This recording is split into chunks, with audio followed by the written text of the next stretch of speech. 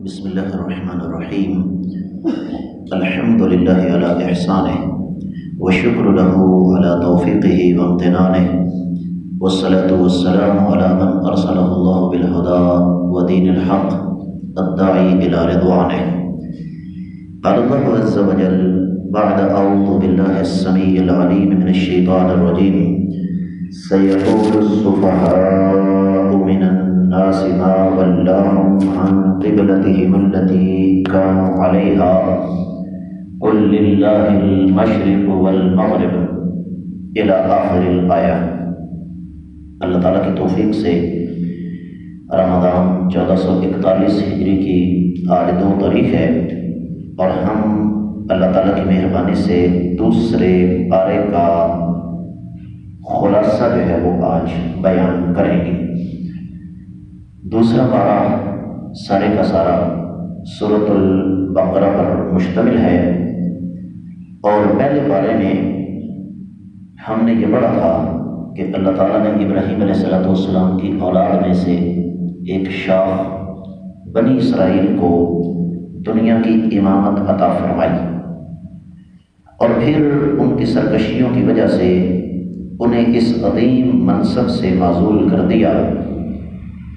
دوسرا پارہ یہاں سے شروع ہوتا ہے کہ ابراہیم علیہ السلام کے 2 بیٹوں کو نبوت ملی، سیدنا اسماعیل اور سیدنا اسحاق علیہ السلام. اب سیدنا اسحاق علیہ السلام کی اولاد سے بنی اسرائیل تھے.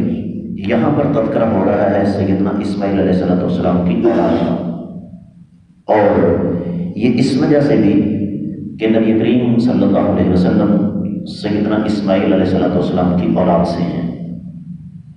اس پارے کو اہل علم نے 3 حصوں میں تقسیم کیا ہے.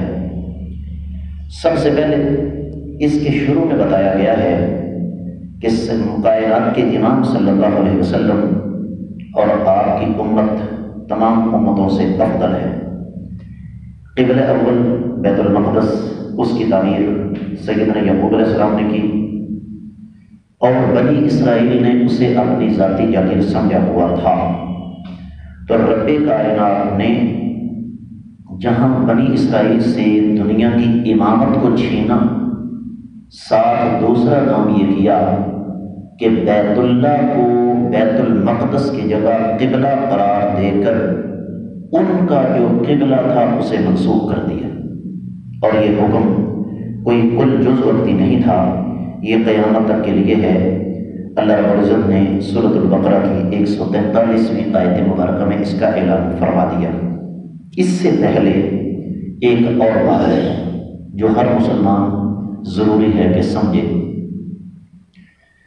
قرآن مجید میں رب کائنات نے انداز ایسا اختیار کیا ہے کہ جہاں بھی آقا علیہ السلام کے بارے میں کسی نے گستاخانہ کلمات کہے، رب کائنات نے آقا علیہ السلام کا سب سے پہلے خود دفاع کیا.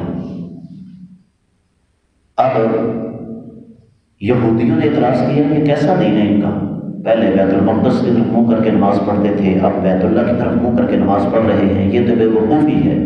اللہ نے فرمایا یہ بے وقوفی نہیں، اصل بے وقوفی ان مسلمانوں پر اس قسم کا اعتراض کرنے والے کر رہے ہیں. اس کے بعد یہ سمجھنا ضروری ہے کہ سیدنا ابراہیم علیہ السلام اور سیدنا اسماعیل علیہ السلام نے بیت اللہ کی تعمیر فرمائی. بیت المقدس یہ بیت اللہ کے بعد تعمیر ہوا ہے، پہلے نہیں.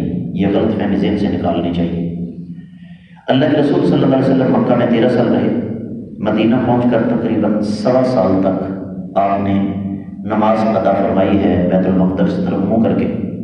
اس کے بعد اللہ تعالیٰ کا حکم آ گیا تو قبلہ جو ہے وہ تبدیل ہو گیا. یہ ہے دوسرے پارے کا پہلا حصہ. اب آتے ہیں دوسرے حصے کی طرف. اس میں اللہ تعالیٰ نے اسلامی معاشرے اور اسلامی تہذیب کے حوالے سے بہت ضروری احکامات ہمیں دیے ہیں.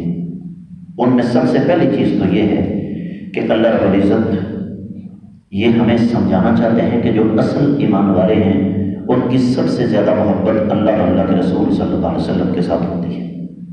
دوسری چیز جو اللہ تعالیٰ نے یہاں پر بیان فرمائی وہ یہ کہ جو لوگ اللہ کے ساتھ کسی کو شریک بناتے ہیں قیامت کے روز وہ ذلیل و رسوا ہوں گے، کیونکہ جس نے اللہ کے ساتھ محبت کی، اللہ کی عبادت کی، وہ تو جنت میں گیا۔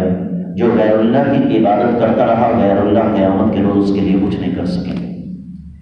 پھر اللہ تعالیٰ نے حلال و حرام کا تصور ہمارے سامنے پیش کیا کھانے پینے کے حوالے سے، اس لیے کہ رب کائنات نے ہر وہ چیز ہمارے لیے حلال قرار دی جو کسی بھی اعتبار سے ہمارے لیے مفید ہے، اور ہر وہ چیز اللہ نے حرام قرار دے دی جو ہمارے لیے نقصان دہ ہے۔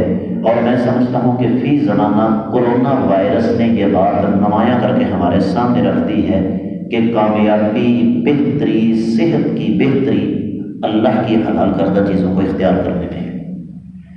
پھر اللہ رب العزت نے 177ویں آیت مبارکہ میں بنیادی طور پر نیکی کا تصور پیش کیا ہے کہ نیکی اصل میں انسان کے دل سے اٹھتی ہے، دلی طور پر انسان اللہ اور اس کے رسول کا تابع دار ہو صلی اللہ علیہ وسلم، تو اصل نیکی یہ ہے۔ پھر اللہ تعالیٰ نے قتل کے بدلے میں قصاص کا حکم دیا، اس کے تفصیلی احکامات ہیں۔ اس کے بعد اللہ تعالیٰ نے رمضان کے روزوں کے مسائل تفصیل کے ساتھ بیان فرمائے۔ پھر روزوں کا دعا کے ساتھ تعلق اللہ تعالیٰ نے جوڑا۔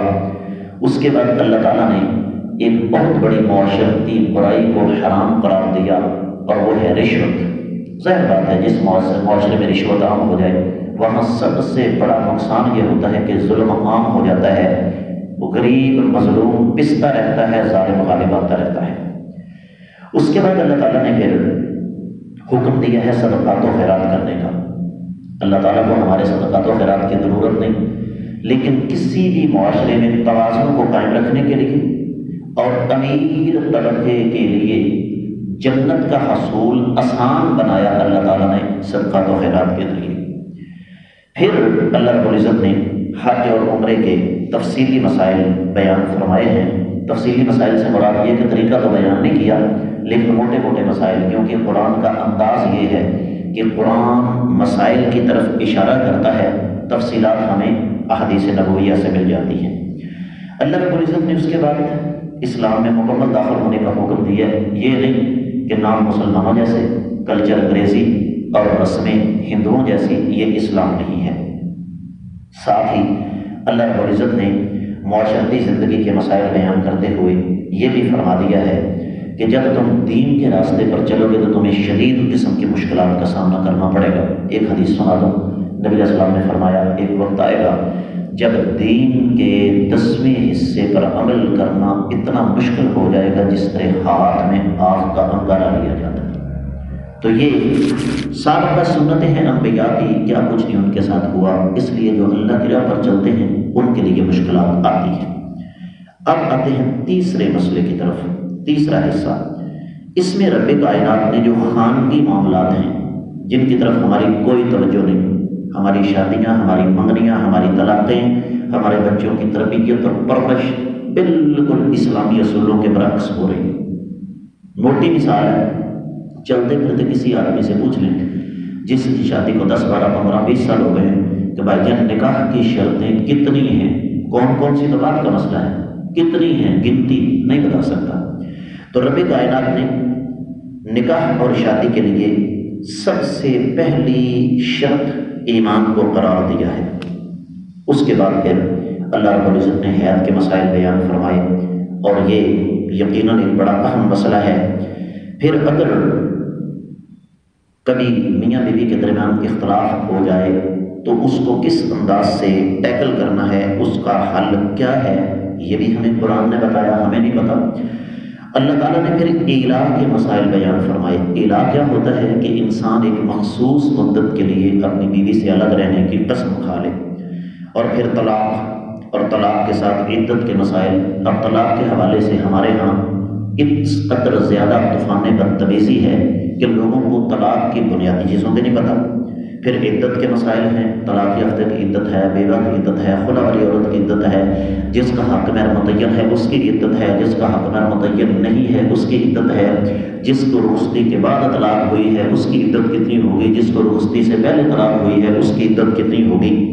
اسی طرح نکاح کی 4 شرطوں میں سے ایک شرط حق مہر ہے۔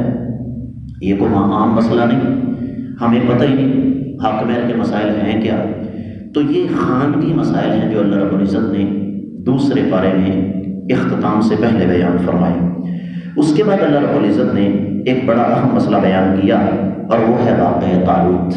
اور یاد رکھیے، طالوت بادشاہ تھا، اس کی قیادت میں سیدنا داؤد علیہ السلام نے باقاعدہ دشمن کے خلاف جہاد کیا۔ اس سے پتہ چلا کہ اسلام میں جمہوریت کا تصور تو ہوئی نہیں، لیکن بادشاہت یہ اسلام سے پہلے بھی رہی ہے۔ اور جملہ نوٹ کیجئے گا، تھوڑا سا غور کیا جائے تو بادشاہت جو ہے نا، یہ خلافت کے قریب تر ہے، اس لیے کہ اسلام کا مزاج حکم کا ہے۔ اسلام کشکول لے کر عوام کے پاس بھی جا کر پوچھتا کہ بتاؤ زنا زانی کو رجم کیا جائے کہ نہیں، قاتل کو قتل کیا جائے کہ نہیں، چور کا ہاتھ کاٹا جائے کہ نہیں، پارلیمنٹ اس کی یہ قومی یا صوبائی اسمبلی کابینہ کی منظوری ان چیزوں کے لیے ضروری نہیں۔ اسلام یہ کہتا ہے کہ اللہ تعالیٰ کا حکم آ گیا، اس پر عمل کرنا ضروری ہے، کسی کو اچھا لگے یا برا لگے۔ پھر یہ واقعہ اللہ تعالیٰ نے قدر تفصیل کے ساتھ بیان کیا، اور بیان کرنے کے بعد رب کائنات نے پھر مسلمانوں کو یہ بات سمجھائی ہے کہ اگر تم اس دنیا میں عزت اور غیرت کے ساتھ جینا چاہتے ہو تو تمہارے سامنے صرف ایک ہی راستہ ہے، اور وہ یہ کہ اللہ کے دشمنوں کو امن چین اور سکون کے ساتھ مت بیٹھنے دو۔ نبی علیہ الصلوۃ والسلام نے 8.5 سال کی مدت میں 90 کے قریب مار کے لڑکے اس بات کو ثابت کر دیا۔ تو یہ ایک انتہائی مختصر خلاصہ تھا دوسرے پارے کا۔ اللہ تعالیٰ نے توفیق دی تو انشاءاللہ ہم آنے والے کل تیسرے پارے کا خلاصہ پڑھیں گے۔